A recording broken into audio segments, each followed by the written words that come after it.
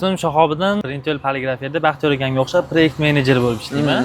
Aka Baxtiyor akam ichkarida dizayn jarayonlarini tushuntirdilar sizga. Ha, tushuntirdilar. Dizayndan keyingi bo'ladigan jarayon qog'oz, pechat uchun qog'oz zakaz qilish. Ko'rib turganingizdek, binoni bu tarafidan qog'oz kelib tushadi, binoni narigi tarafidan tayyor mahsulot klientlarga topshiramiz. Nimaga bunaqa qilingan? Qog'oz bilan klientlar bir-birini mashina kelganda kutib qolmasligi uchun shu ikkita tochka qilingan. Mijozlar qulaylik uchun. Mijozlarga qulaylik uchun. Xo'p, ko'rib turgan joyingiz skladimiz, xom ashyo tushadigan joy bu. Bu yoq производствоga kirasiz. Qog'oz kelib tushadi. Производствоga ishlab chiqarish uchun beriladi. Qog'ozlarimizning turlari karton bor, ofsetniy qog'oz bor, instruksiya uchun. Keyin melovniy qog'ozlar bor, flyer bukletlar uchun ishlatiladi. Yana topliner degan qog'ozlarimiz bor. U nimaga ishlatiladi? U gofra korobkalar uchun, shikolatlarniki, qurtlarni gofra korobkalar ishlatiladigan qog'ozlar kelib chiqaradi. Ayubxon aka, sizga Baxtiyor akam tepada nima mahsulotlar ishlab chiqarishimizni tushuntirdilarmi? Ja, to'liq tushuntirmadilar-yu. Agar to'liq tushuntirib bersangiz, menimcha qiziq bo'lardi. Bizda pul ehtiyojlaringizni qondirish uchun bloknot, ruchka, flyer, o'zingizni brendingizni reklama qildirishingiz uchun har xil ejderniklar ishlab chiqaramiz. Qolgan keyin dorini korobkalari bor. Oziq-ovqat yo'nalishi bo'yicha pasportlarning korobkalari ishlab chiqaramiz. Shunga o'xshagan har xil turdagi korobka mahsulotlarni ishlab chiqaramiz. Zo'r aka. Ayubxon aka, unda yuring, men sizni pechatning stanokimiz bilan tanishtiraman. Qog'oz kelgandan keyin bu pechatning xonamiz. Pechatning xona birinchi bo'lib qog'oz kelgandan keyin bu reska apparat. Reska deyishadi. A1 formatda bu. Pechatimiz A2 formatda. A1 formatimiz tekstil kombinatda joylashgani uchun bunda 70 ga 50 qog'oz, 62 ga 44 misol uchun 50 ga 35 A3 formatda pechat qilinadi. Reska pechatga qaysi format to'g'ri keladigan bo'lsa, nima desam bo'ladi? Pechatni qulay bo'lish uchun qilib beradi. Bu ikkita kraskali A2 formatimiz, bu 5 ta kraskali. Bu 5 ta kraskali nimada? 4 ta kraska plus lak. Pechat qilish qobiliyatiga ega. Bunisi ikkita kraskali. Bu chernoxa, misol uchun 1+0, 2+0 zakazlarga o'xshagan zakaz chiqaradi. Mana bu yoqda ko'rib turibsiz, etiketka. Mana kesilgan, bu уже tayyor, upakovka qilish jarayonida. Bu suvni etiketkasi, bu vodiyga ketadi, vodiyliklarniki bu. Bu yoqda mana Moskvaga eksport qiladigan tekstilchilarimizdaniki bu. Bular bilan ham anchadan beri hamkorlik bilan ishlaymiz.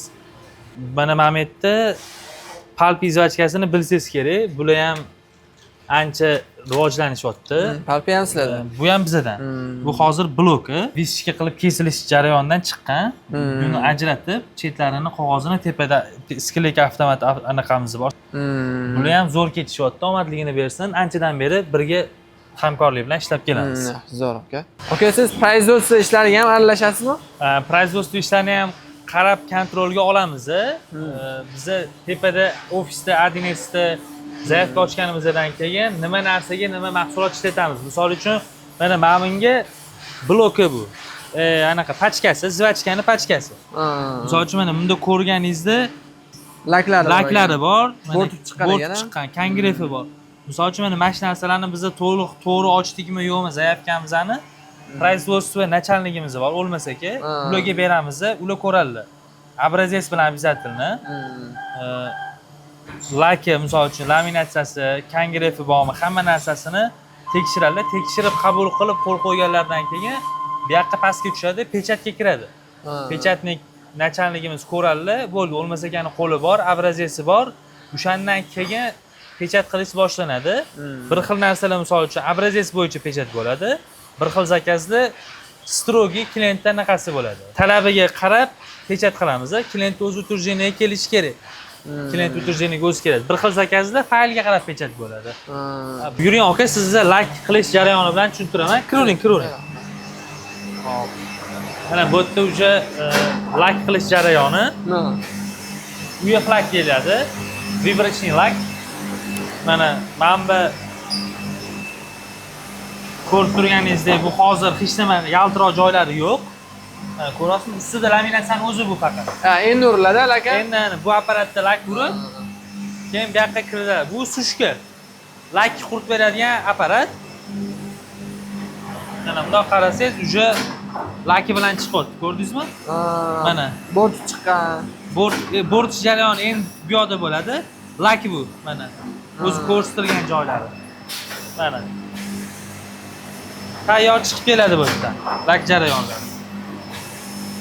Lak ham ko'zga tashlanish uchun qilinadi. Ha, bu ham juda katta anaqasi bor, o'rni bor. Brendingizni o'sha yaltiroqlik darajasini ko'rsatib beradi sizga. Bu ham bitta qanaqadir statusda, misol uchun odamlar yaxshi ko'rinish uchun to'g'ri sal zakazingizni ishlab chiqargan mahsulotingizga ta'sir qiladi. Va bu yoqda o'sha boy sizga tushuntirdim-ku, ikkita qog'ozni bir-biriga kashirovka qilib ishlatsangiz bo'ladi. Mana. Bu yerda qarasangiz mana. Ikkita qog'oz bir-biriga kilaylangan hisobiga mana qo'lingizdan ushlab ko'rsangiz ham bo'ladi. Qattiq. Qalinroq bo'lib chiqadi. Qalin bo'lib chiqadi.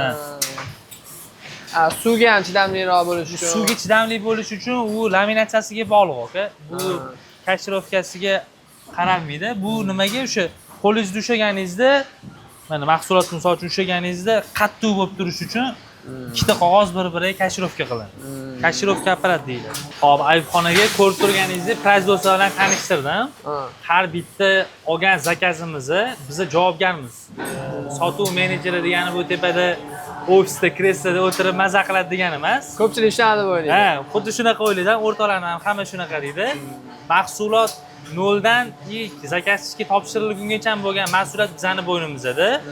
Turib kontrol qilib, misol uchun pechatini, lakini, viskasini, hamma narsasini o'zimiz kontrol qilamiz. Hop, bu narsani qulaylik tarafi aka klientlarga juda yoqadi. 10 ta odam bilan gaplashmaydi, bitta odam bilan gaplashadi. Bizani taniydi klient. Bizdan narx berganimizdan keyin masalan tayyor mahsulotida qanaqadir kamchiliklar bo'lib qolsa yo boshqa qilib qolsa bizdan so'rab oladi. 10 ta odamni qidirib yurmaydi-da. Projekt menejer o'shanisi qulaylik tarafi bor. Faqat siz bilan bitadi ish. Ha, faqat biz bilan ish bitadi. Zo'r aka.